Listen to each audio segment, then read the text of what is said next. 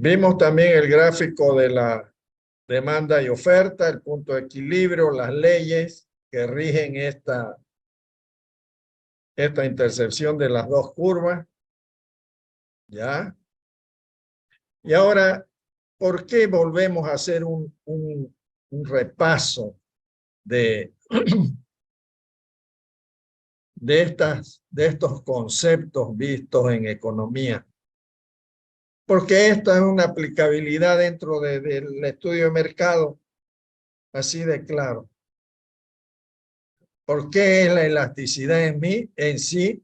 Fíjense una cosa, las leyes, ¿ya? ¿Qué dice la ley de la demanda, estimado Jaime Fabián Villarruel? Disculpe, ingeniero, no le escuché. ¿Qué dice, cómo define la ley de la demanda?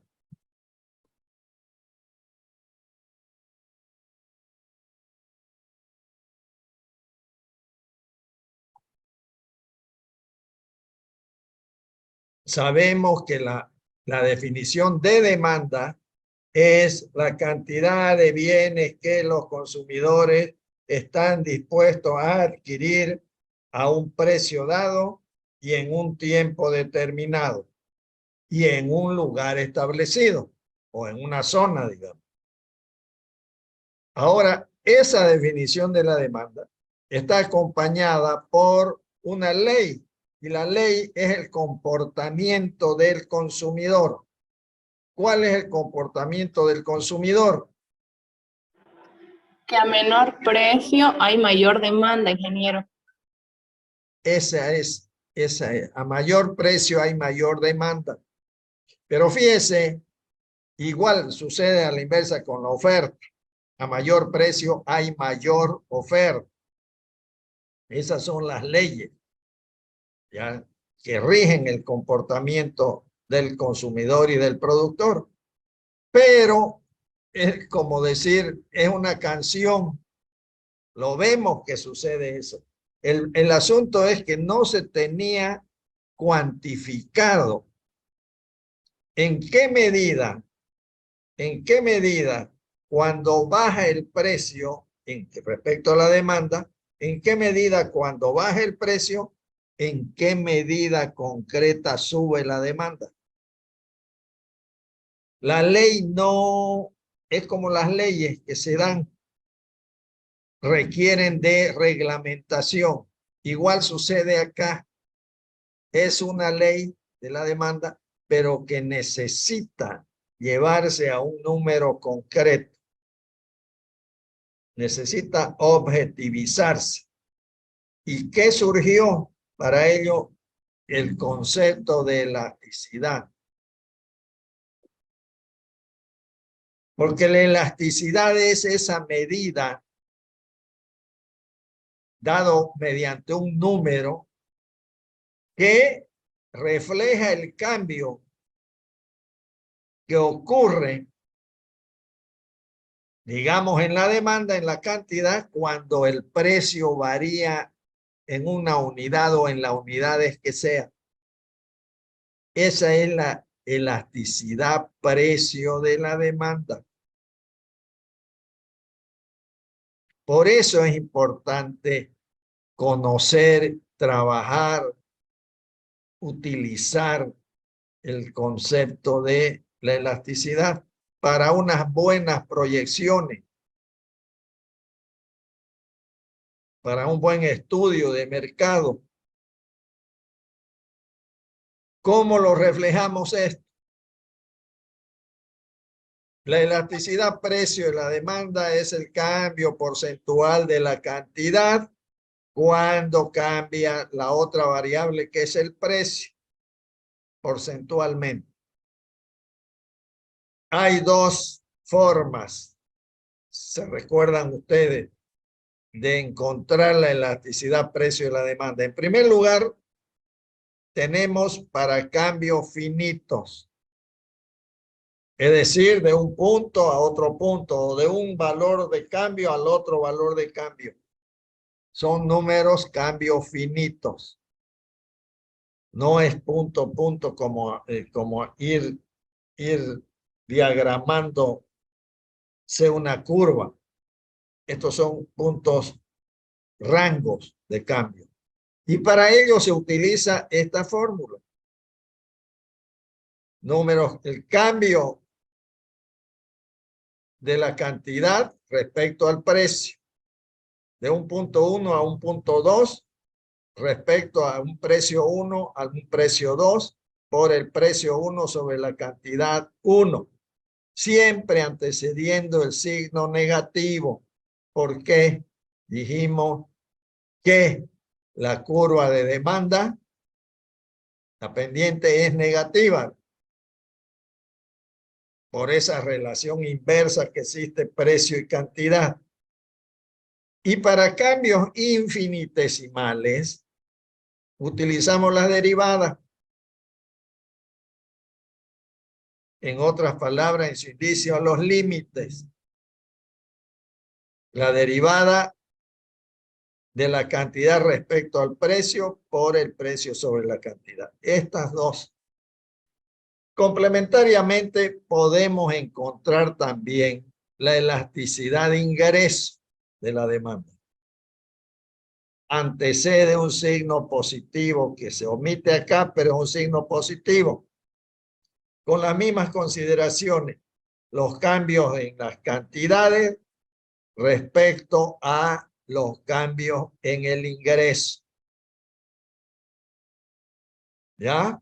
Estas dos veremos de su utilización con un ejemplito sencillo para su utilización en el cambio finito. A ver, papel, lápiz y calculadora ahí en su escritorio. Papel, lápiz, su calculadora. Se tiene el siguiente ejemplo. Quiero que ingresen por lo menos parte a la clase. Ya creo que Dayana tiene 2 puntos adelante de ustedes porque siempre está presente en el aula. Igual Daneiva, ahora está Daneiva también. Eso está bien. Porque a veces uno se esconde y está atendiendo otras cosas. Ya. Además uno recibe consultas si es necesario. Aquí tenemos la siguiente situación en la utilización y recordatorio del cálculo de la elasticidad.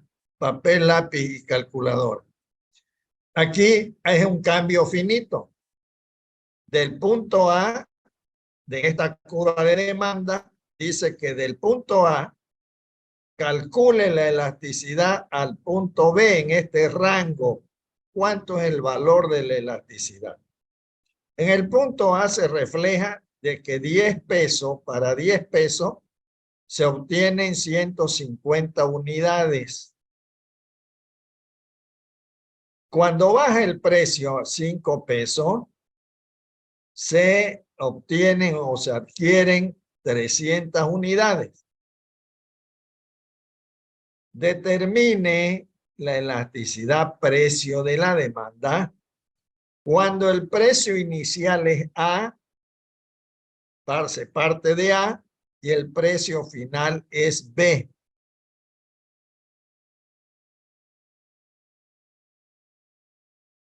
Precio final es B.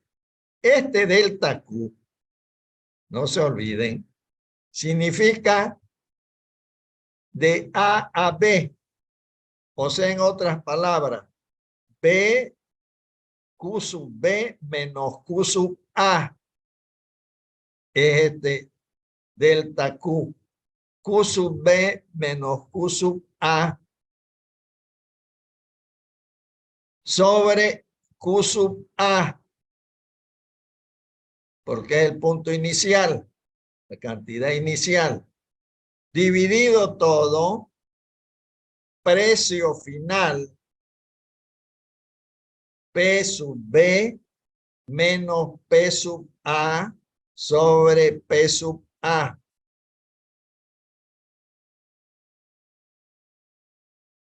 si aplicamos esto está de acuerdo al cambio correspondiente. Si aplicamos esto, va a ser Q sub B menos Q sub A sobre P sub B menos P sub A por P sub A sobre Q sub A, que es lo mismo que esta fórmula.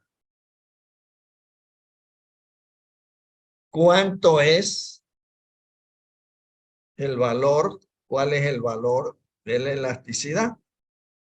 Partiendo del punto A al punto B.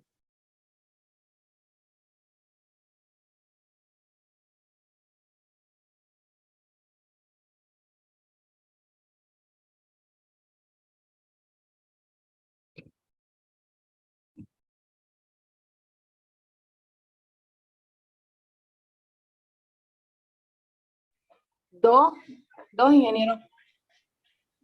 2. Luego lo revisamos.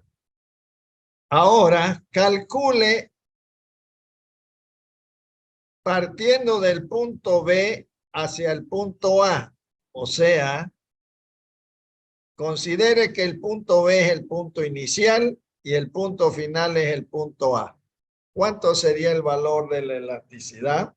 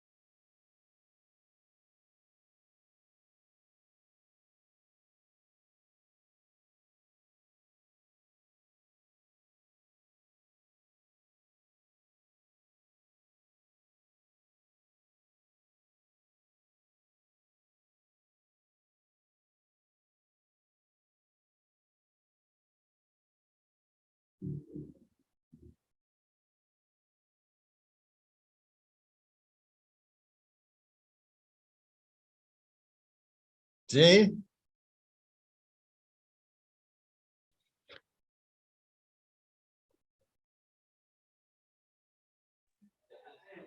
Uno, ingeniero.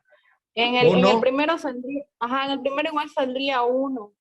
En el primer ejercicio en el que hicimos el punto A ver, vamos a ver. B, es uno, me equivoqué en una Voy a ver vez. si lo tengo resuelto en la otra lámina. A ver qué pasa. Igual me dijo primero 2 y estaba No, sí, sí, correcto. está bien. Ajá. Estaba correcto cuando me dijo 2 y es positivo. Y cuando va del punto A al punto B, sale menos 0,5. ¿Ya? Pero fíjense, ¿qué significa la elasticidad precio de la demanda más 2? ¿Qué significaría? ¿Cómo lo describimos ese valor de más 2?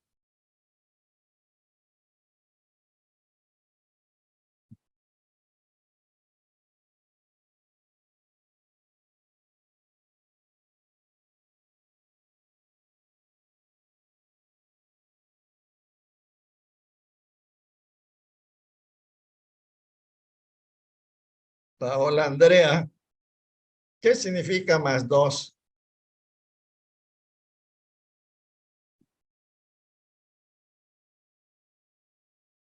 Acuérdese de la definición de elasticidad. Y este más 2 grafica esa definición.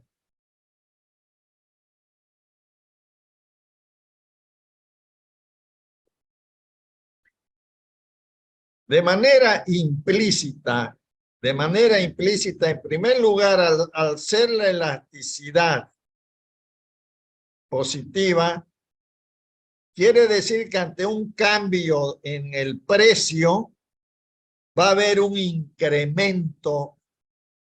Si hablamos de porcentaje, en 1% que cambie el precio, la cantidad va a aumentar en 2%. O sea, en otras palabras, el 100%, el doble, digámoslo así. Pero, ¿qué ha sucedido con el precio? ¿Bajó o subió?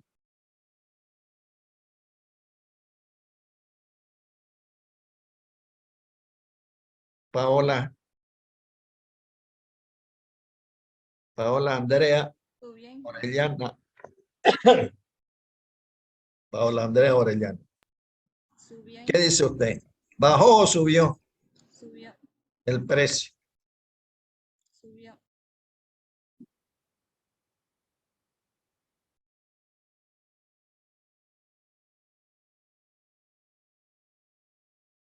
Su micrófono está, actívelo. ¿Me escucha, ingeniero? ¿Qué dice Paola? Que subió.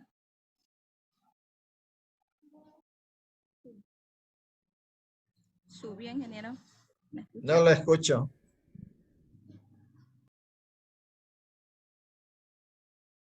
Ya. Si es más 2, el precio bajó porque la cantidad se incrementó. Y se incrementó en el doble.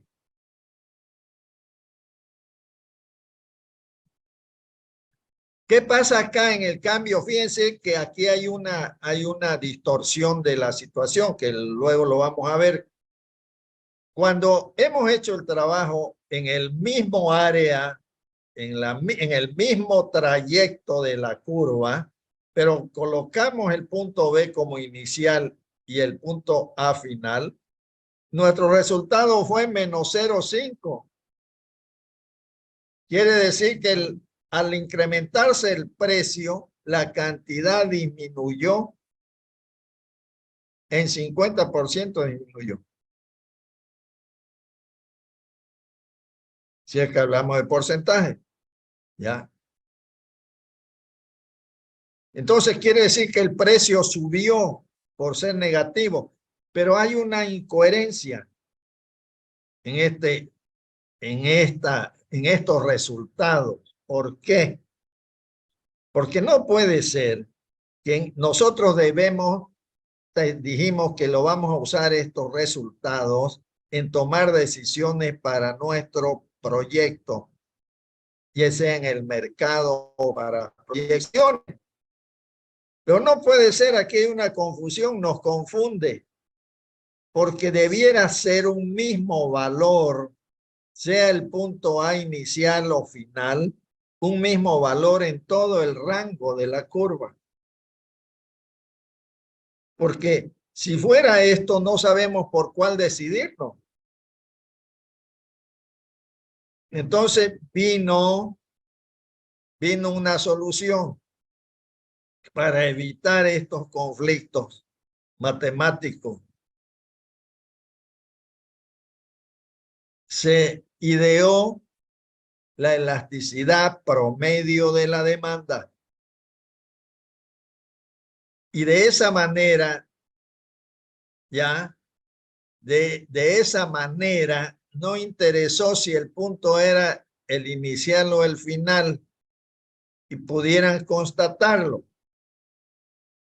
Aquí, por ejemplo, en la elasticidad precio, si el punto inicial es A y tiende hacia B, nos da 1.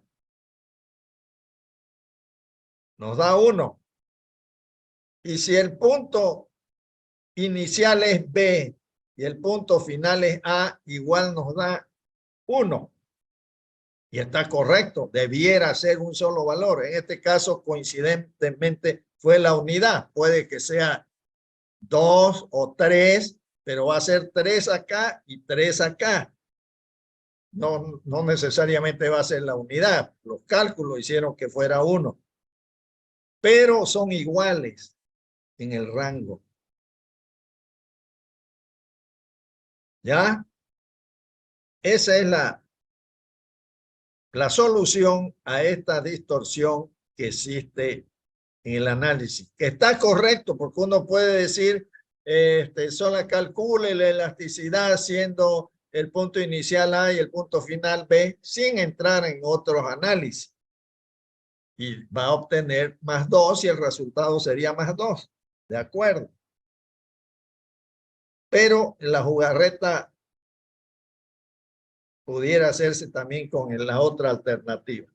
¿Ya? Y para eso se utiliza la elasticidad promedio de la demanda. ¿Ya?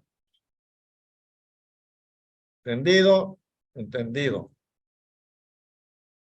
Acá hay uno que más o menos llega a utilizarse el mismo procedimiento que la elasticidad promedio, pero resulta que se comparan ya la influencia de un bien respecto a otro bien.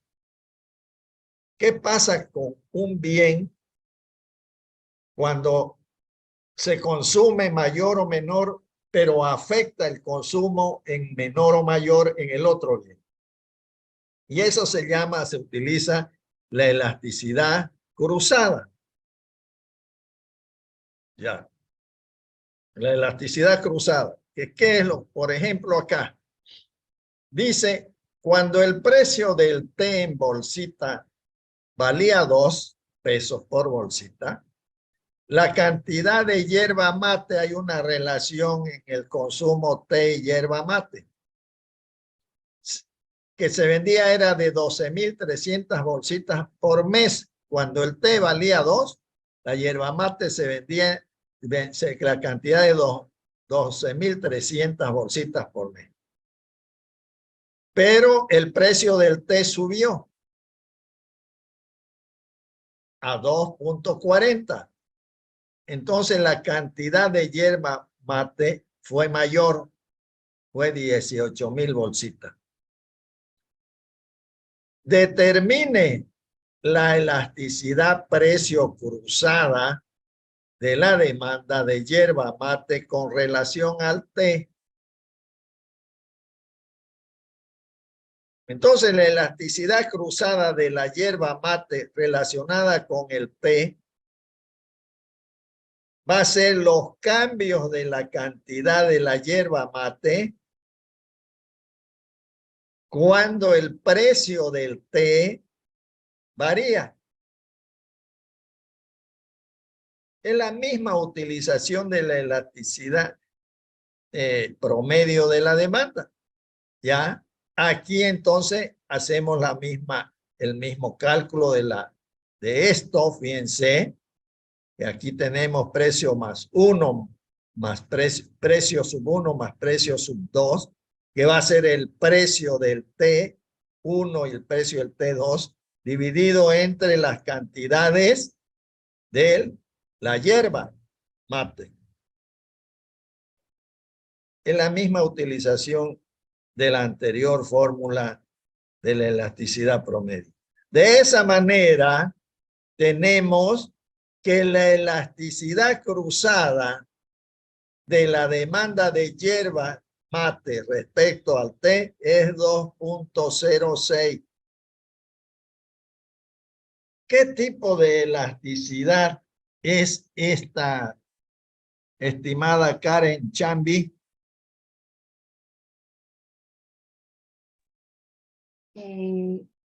¿Podría hacer la pregunta, por favor? Es que se me cortó el ¿Qué internet. tipo de elasticidad o demanda, qué tipo de elasticidad o demanda es este resultado de la yerba mate respecto al té? Es su resultado que nos demuestra que qué tipo de demanda es. ¿Cuántos tipos de demanda existen?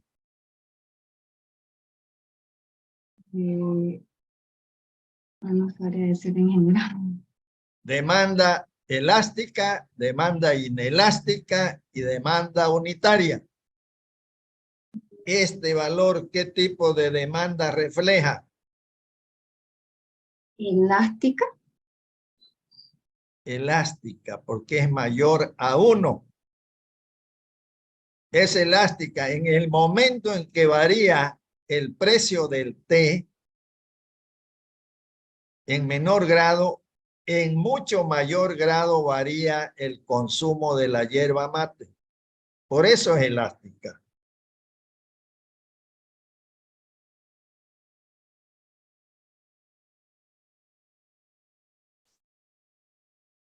¿Sí?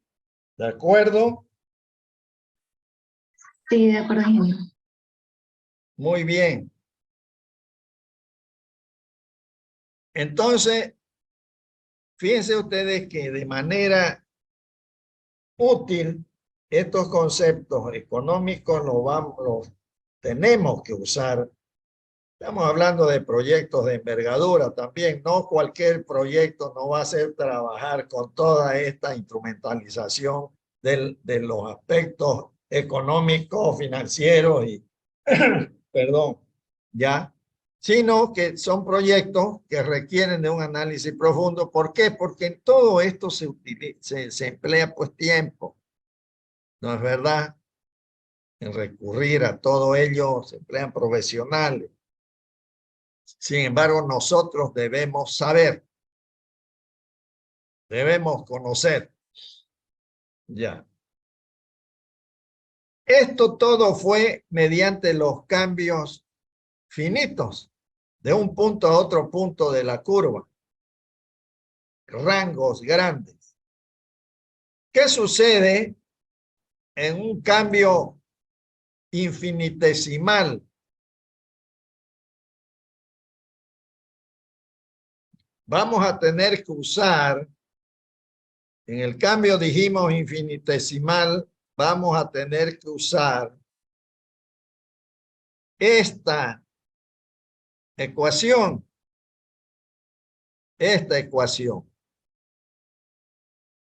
¿Ya? Entonces,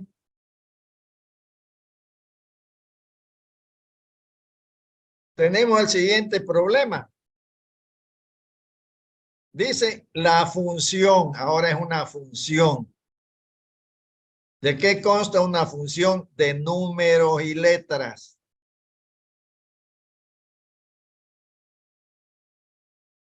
La función demanda está dada por esta ecuación. Q sub D, 40 menos 1 medio del precio al cuadrado.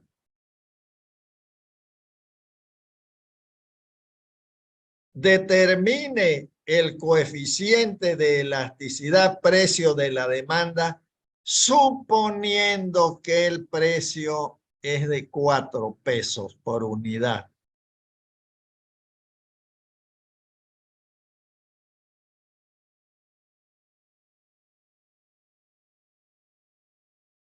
Muy bien. ¿Cuál es el valor de la elasticidad? Acá nuestro resultado nos da 0,5. Constátenlo. Porque en la fórmula utilizamos menos la elasticidad precio de la demanda en situación infinitesimal es menos la derivada de Q respecto de P por P sobre Q. Entonces vamos por parte encontrando los términos de la ecuación. La primera es que la derivada de esta función va a ser menos P. El resultado de esta función, su derivada es menos P. Pero ¿cuánto vale P? 4. Entonces va a ser la derivada menos 4.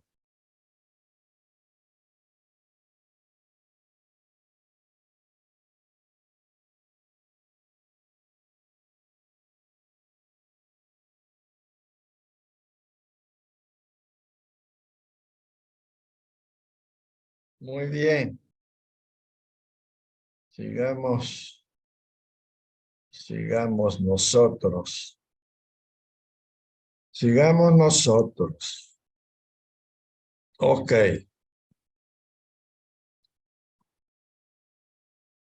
Entonces,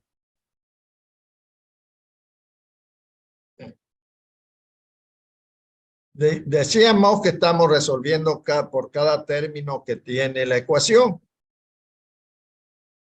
La derivada va a ser menos 4. La cantidad es 32. Reemplazando 4 en esta ecuación nos da cantidad 32. Por lo tanto, el resultado va a ser menos, que antecede a todos los términos por tener pendiente negativa. La derivada, que es menos 4, entre paréntesis, por 4, que es el precio, dividido entre 32, que es la cantidad. Ya, igual ese resultado nos da 0.5. 0.5.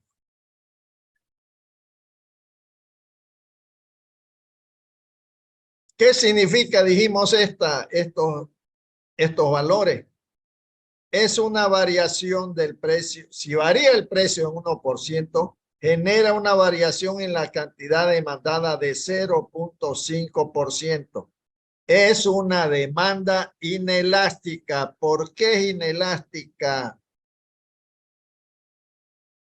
¿Por qué es inelástica? Porque tiene un valor menor a 1, ingeniero. A 1, exactamente. Que tiene un valor menor a 1. Por eso la demanda es inelástica. Ok. Sigamos. No nos quedamos más porque estamos haciendo un repaso. Conocimientos previos. Conocimientos previos. Damos lo esencial y lo importante. Bueno, esta es una conceptualización de las competencias que sirve también para el análisis en el mercado. Ya.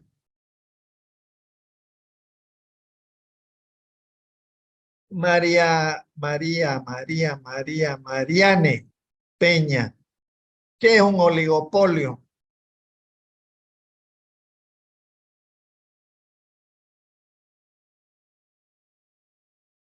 Mariane.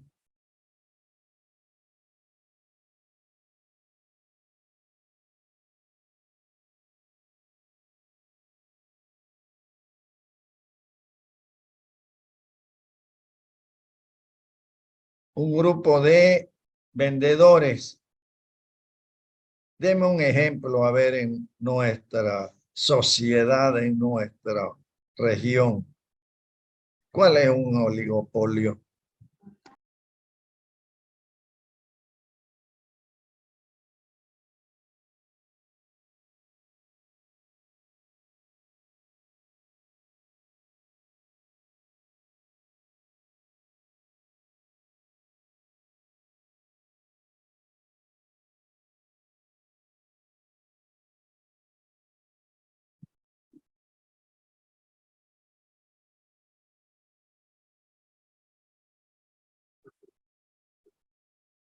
La Coca-Cola. Pudiera ser, pero un ratito, usted está usando el término compradores. Ya. Cuando usamos el término compradores, le llamamos oligopsonios. Pero un oligopolio se aplica más para los productores, o como dijo al principio, los vendedores. Un oligopolio es un grupo, ¿de acuerdo? Es un grupo, y al decir un grupo, no es un grupo grande, es un grupo pequeño. Y un ejemplo clásico, y lo tenemos en la región, puede ser los productores de azúcar.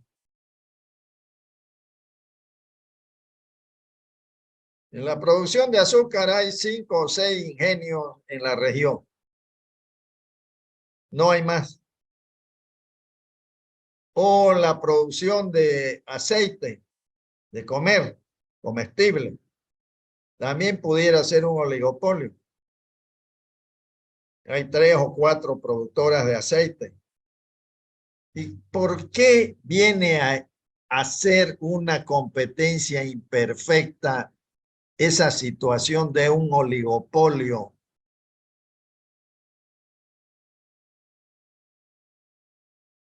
¿Por qué puede ser una situación de imperfección en el mercado?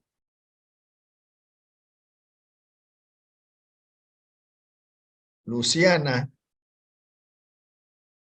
Castillo.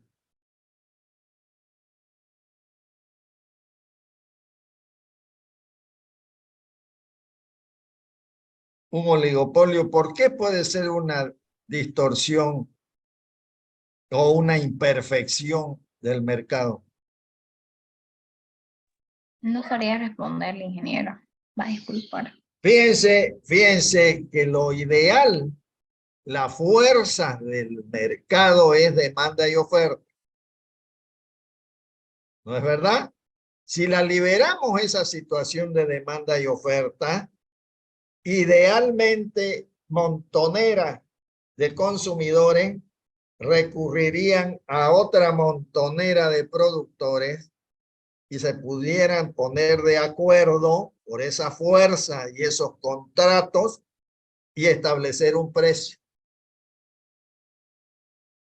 en un lugar dado y en un tiempo determinado. Establecerían un precio en ese convenio no escrito.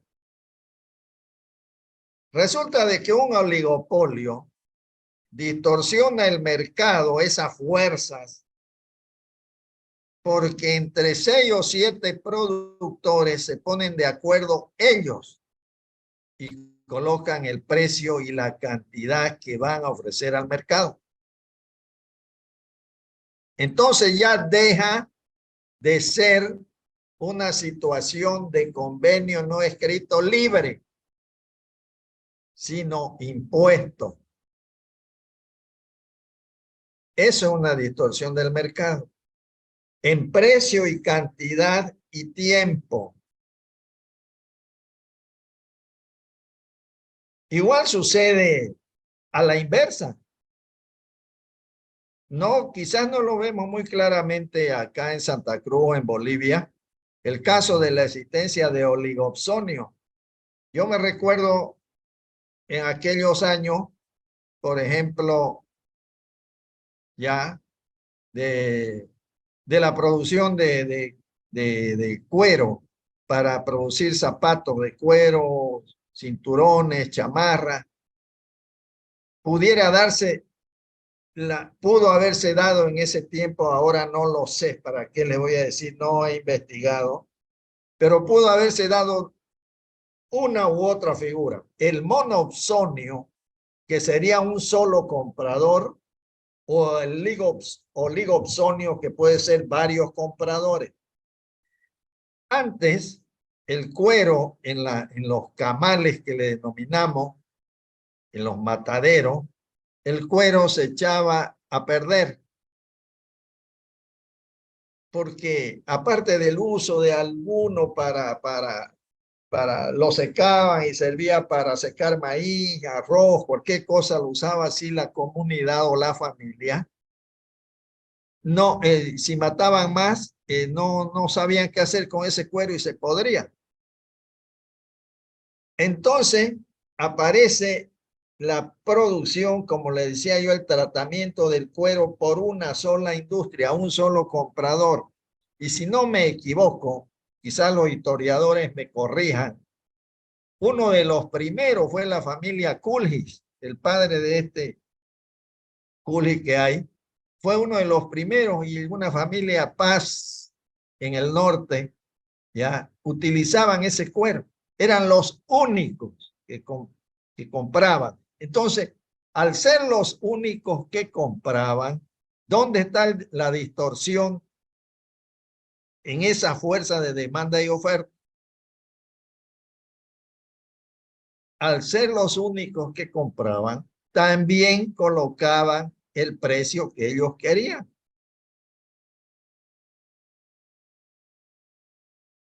Entonces, por eso se denomina y se los pone de ejemplo estas distorsiones en el mercado. Otra distorsión que hay es, por ejemplo, la mala publicidad en los productos. O sea, una publicidad de competencia muchas veces desleal en los productos. Bueno, y es interesante, pudiéramos seguir hablando de esto. Es un recordatorio, como les digo. ¿Ya? Sigamos. Sigamos un poco más. Vamos a entrar a esto entonces. A esto que es bonito.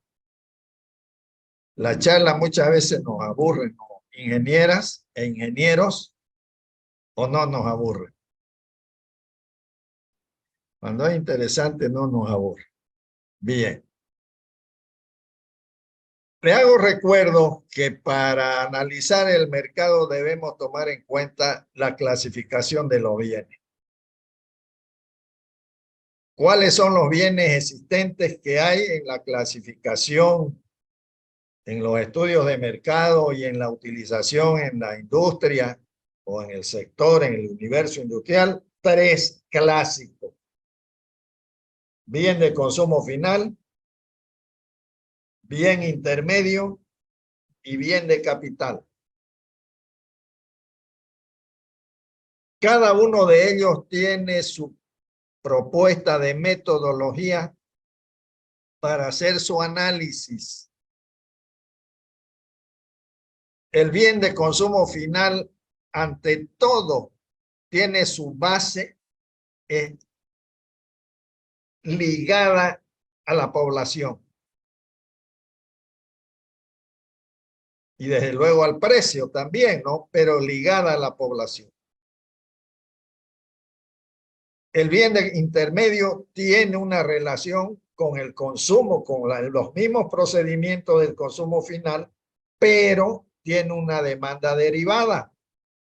Porque en la medida que se utiliza y es parte de un consumo, de un bien final, el bien intermedio también va a sufrir ya el incremento o decremento de las cantidades y de las proyecciones, en las proyecciones. El que se diferencia demasiado o tiene su propia categoría, su propia formas, procedimientos de establecer su análisis y sus proyecciones, son los bienes de consumo final. Que allá en lo profundo tendrá una relación, desde luego que no tendrá relación con el crecimiento poblacional, pero de manera directa, un bien de consumo final no la tiene. ¿Y cuál es un bien de consumo final? Pongámonos las construcciones que coadyuvan a la producción de un bien final. Las máquinas, herramientas en general son bienes de consumo o son bienes de capital. ¿Acaso cuando hacemos el análisis de que queremos poner una ensambladora o fábrica de torno o de fresa o de sierra, hacemos el análisis directo de cuánta población tiene la ciudad de Santa Cruz de la Sierra para definir de que va a requerir 500 tornos o 200 tornos? No, te haría un error seguir ese procedimiento. Como les digo, allá al final, el crecimiento de la población obligará al establecimiento de industrias de esa naturaleza, pero su análisis inmediato no tiene una relación directa con el incremento de la población. Tendrá análisis de los años de vida útil del sector que utiliza esos bienes, la planificación productiva, y así vamos sumando otros elementos de análisis. Cambio acá en el bien final, ¿ya?, que es de uso directo del consumidor si tomamos en cuenta la población. Y en ese análisis, ¿qué tipo de valores vamos a usar en la proyección? Pudiéramos usar dos valores, de acuerdo a las exigencias del proyecto. De acuerdo a la exigencia del proyecto, podemos usar y conformarnos nosotros simplemente con calcular el consumo aparente, porque no tenemos más datos o no es más fácil agilizar los cálculos y las proyecciones y usar el consumo aparente. ¿Qué es? El consumo aparente es la producción más las importaciones menos las exportaciones. Esto cubriría el consumo del área donde queremos instalar el proyecto. Pero, ¿por qué le denominamos consumo aparente? Este consumo aparente es por gestión, desde luego. Consumo aparente sub I, ¿ya? Por gestión. Es aparente porque no considera los siguientes valores. No considera las pérdidas de comercialización y no considera los valores que pudiera al final de cada gestión existir en depósitos, o sea, los inventarios de cada gestión. Que este ya es el consumo real.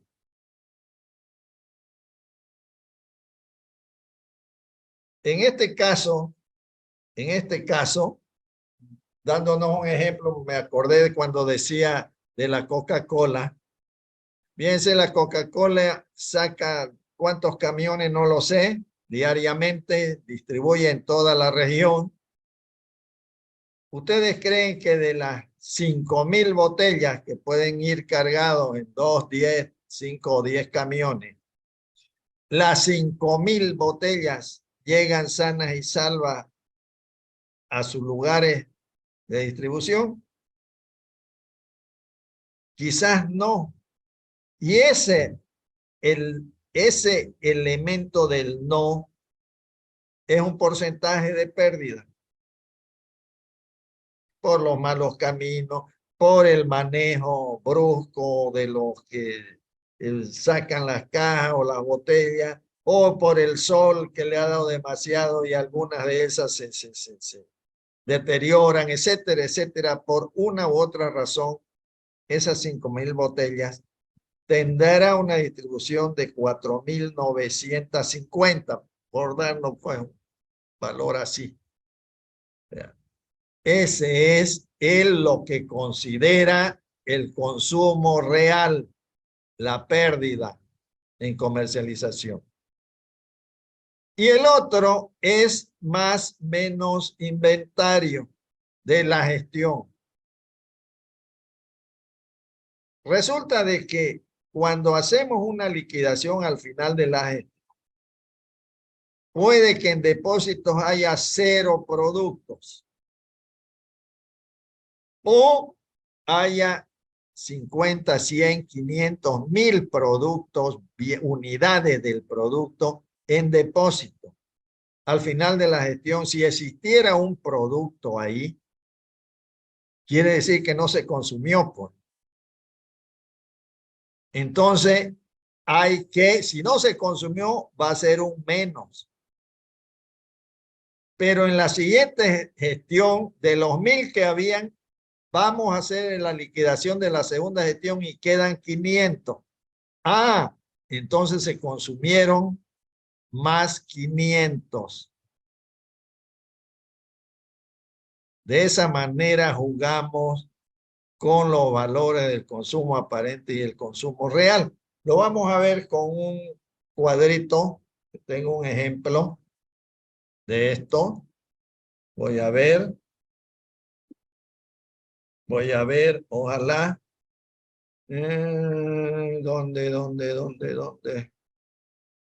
¿Dónde? Eh, no. No puede ser. No puede ser. Aquí está. Aquí está. Ok. Aquí tenemos este. ¿Ya? Fíjense.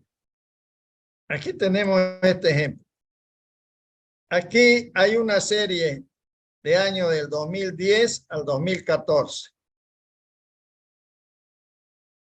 La producción fue dada en unidades, todo está. 400, 470, etcétera, en toda la serie de estos años. Se importaron de este producto por año estos valores 80, 70, 75, 80, 80. Pero por convenios se exportaron estos productos, esta cantidad de productos, del producto. Con estos tres valores podemos encontrar el consumo aparente. ¿Cuánto va a ser? 400 más las importaciones 80, menos las exportaciones 50, 430. Consumo aparente. Para el siguiente año, 470 más 70 menos 60, 480. Y así sucesivamente encontramos los valores anuales del consumo aparente. ¿Ya? ¿Qué ha pasado para encontrar el consumo real? En primer lugar, las pérdidas 2% sobre la producción que estamos asumiendo. 2% de 408, 470 redondeamos a 9, de 510, de 510, 520, 10, redondeando al número entero más próximo. Tenemos entonces pérdida. Debemos restarle al consumo aparente. ¿Qué pasa con los inventarios?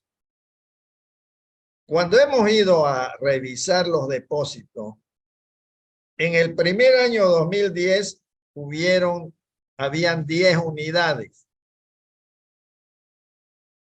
Ya. En el segundo año es un error que le haya puesto el menos acá, porque lo vamos a ver mejor aquí en este otro. Ya. Un ratito, que es lo mismo, pero lo vamos a ver acá. Fuimos a los depósitos y ya son otros valores, pero que hemos seguido el mismo paso anterior. En inventario hubieron en el 2015 aquí 15 unidades, en el 2016 18 unidades, 2017 8 unidades, 2018 3 unidades y el 2019 14 unidades. Pero resulta de que nuestro ajuste para el consumo real tiene que tener relación con los valores finales de esos inventarios.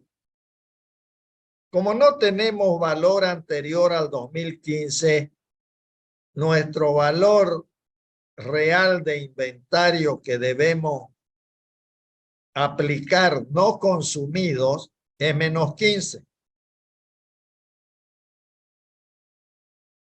¿Ya? Acá vamos al siguiente año 2016 y subió en 3 unidades. Del año anterior al siguiente subió en 3 unidades. Entonces, como ya está incorporado los 15, restamos las 3 unidades no consumidas.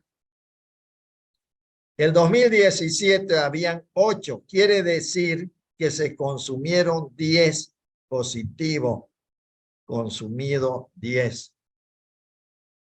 Del 2017 al 2018, 3. Se consumieron 5 más 5.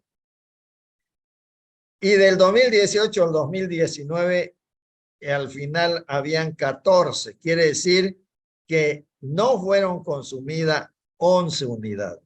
Este es el valor que debemos aplicar en el cálculo del consumo real de acuerdo a su signo.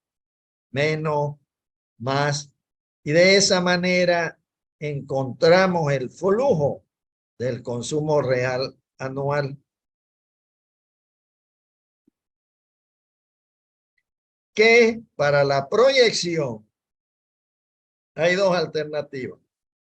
Si queremos saber el 2025, ¿cuánto será el consumo? Podemos poner aparente o cuánto será el consumo real para el 2025. ¿De acuerdo? De acuerdo. ¿Alguna consulta? Nada. Dejamos de compartir esta pantalla. Ok. Sigamos entonces.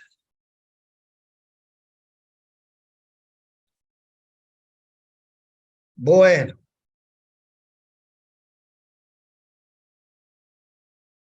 Aquí hablábamos del consumo de los bienes y servicios intermedios. Es una demanda, dijimos, derivada, porque forman parte del consumo de la demanda del bien final.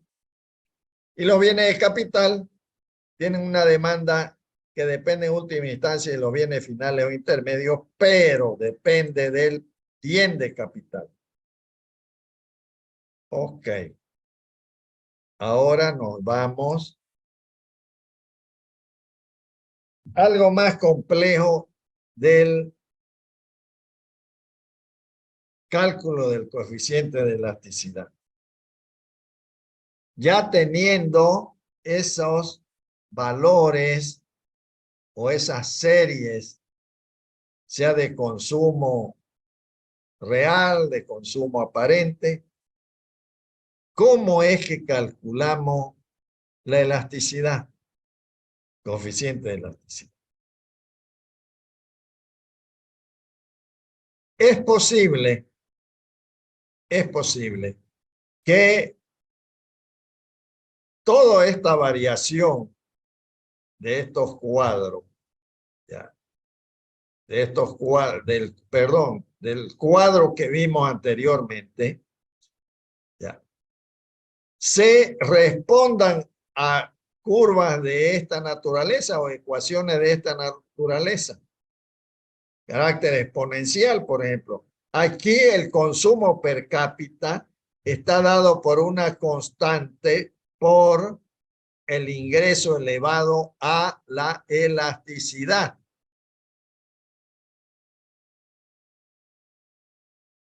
Esta es una ecuación que esos datos pueden responder a eso. ¿Cómo sabemos que unos datos pueden responder o cómo una ecuación puede responder a esa existencia de una serie de datos? ¿Cómo sabemos que esa curva es fiel, es leal a esa distribución de los datos? ¿Con qué podemos medirlo? Evelyn Escobar. En estadística.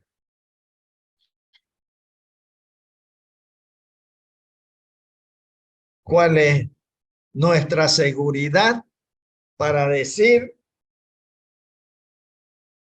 la curva de mínimos cuadrados o la ecuación de mínimos cuadrados o la aplicación del método de los mínimos cuadrados es adecuado para esta distribución y nuestra proyección?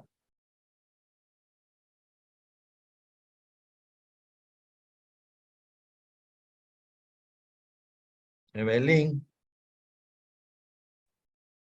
quiero felicitar a toditas las mujeres por ser leales a su presencia en sala y ser condescendientes con su profesor. Y están en sala, no están escondidas, me alegra mucho. Evelyn.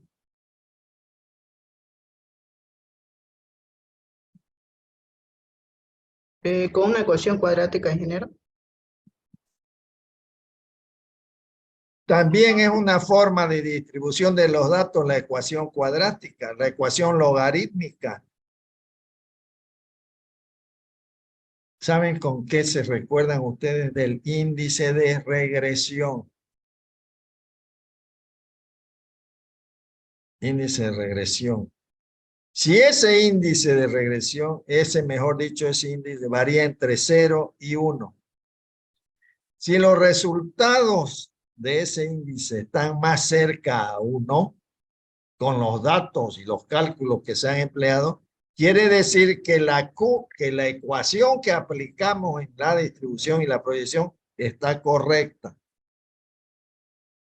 Si está más cerca a 0, habrá que buscar una otra distribución, que puede ser la cuadrática, puede ser la logarítmica, puede ser la tasa de crecimiento. Eso es lo que debemos hacer. ¿Ya?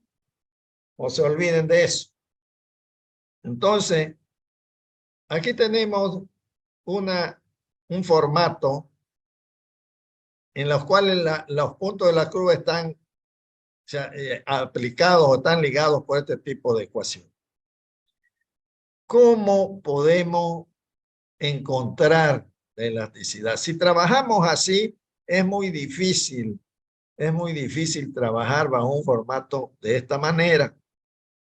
Entonces, para calcular la elasticidad, lo que sí hacemos es transformar esta ecuación exponencial en una ecuación tipo línea recta. Porque este formato, esta forma de la línea recta la tiene esta misma ecuación acá al haberle aplicado logaritmo. Logaritmo de Q igual logaritmo de K de la constante más E por logaritmo de Y. O sea, este es un formato de la línea recta. Ya adelantándonos al método de los mínimos cuadrados, debemos crear dos ecuaciones con este formato de la línea, con esta ecuación de la línea recta. Es aplicándole sumatoria, es ese procedimiento. Aplicamos sumatoria. Una primer sumatoria a esta curva, fíjense, o a esta recta, va a ser sumatoria de Y, sumatoria de A, que viene a ser el número de datos de la serie, más B, que es una constante, sumatoria de X. Es la primer sumatoria aplicada a esta línea recta. A esta sumatoria primaria le aplicamos una segunda sumatoria a ella. Entonces va a ser sumatoria de Y, o sea, sumatoria en X le vamos a aplicar. Sumatoria de X por sumatoria de Y es lo mismo que sumatoria de XY. A esta. Sumatoria de A por sumatoria de X. Más B, sumatoria de X por sumatoria de X es sumatoria de X al cuadrado. Entonces ya tenemos las dos ecuaciones que nos permiten trabajar con los datos para encontrar, de acuerdo ya al procedimiento de los mínimos, encontrar el valor de la elasticidad y el valor de la constante K. Bueno, también podemos aplicar derivadas cuando se trata de ingreso cantidad, el valor de la elasticidad que tiene este resultado, como lo vimos en los ejemplos anteriores. Ya se va a acabar el tiempo de este round y vamos a quedar ahí. Ya para en la próxima vamos a hacer ejemplos prácticos de esta parte. ¿Ya? ¿Alguna consulta? Daney Papás, ¿alguna consulta? La veo con ganas de preguntar. No, ingeniero, está bien. No hay Ya. problema. Igual, Gracias. Dayana, que tengan buenas tardes. Cuídense. Usted también. Igualmente, ingeniero. Ya, chao, jóvenes. Nos vemos. Saludos, ingeniero.